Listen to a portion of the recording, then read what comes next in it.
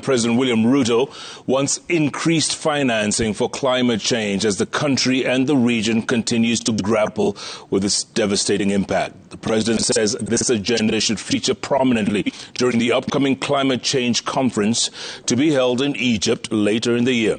President Ruto spoke during a meeting with visiting Prime Minister of Spain, Pedro Sanchez, at State House.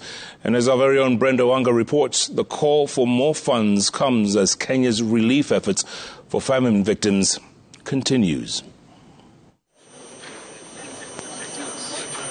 In less than 2 weeks, Kenya's President William Ruto, his guest today, Spain's Prime Minister Pedro Sanchez, will join hundreds of other world leaders in Egypt for the United Nations Climate Change Conference that comes in the midst of an unfolding crisis felt the world over, but perhaps more harshly in Africa, Kenya included.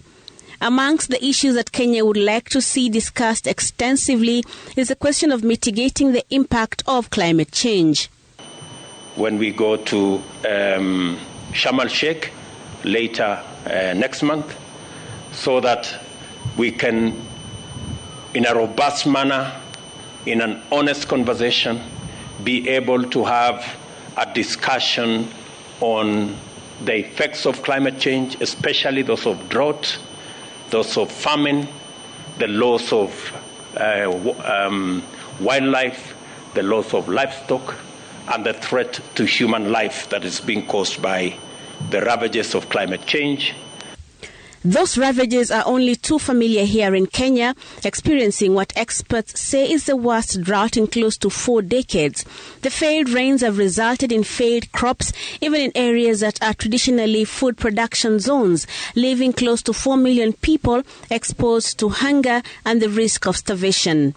The situation here in Kenya appears to be getting worse by the day, with the young and vulnerable bearing the brunt. School-going children reduced to full dependency on food aid to survive and learn. The president says the world needs to sit up, listen, and act.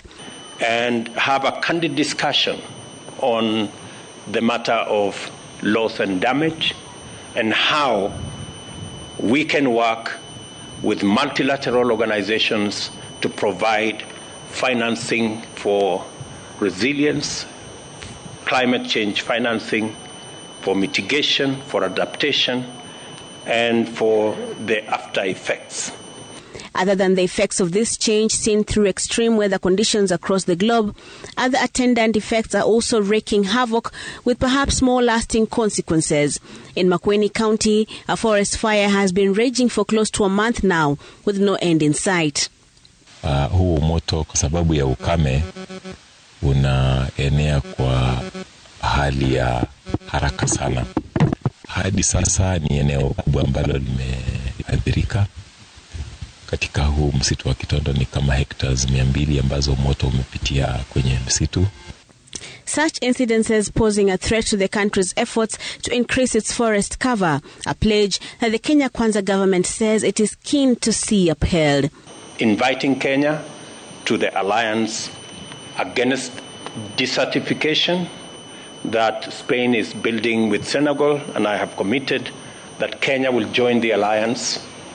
We have already undertaken as a country the policy direction that we are going to plant 5 billion trees in the next 5 years and another 10 billion trees in the next 10 years.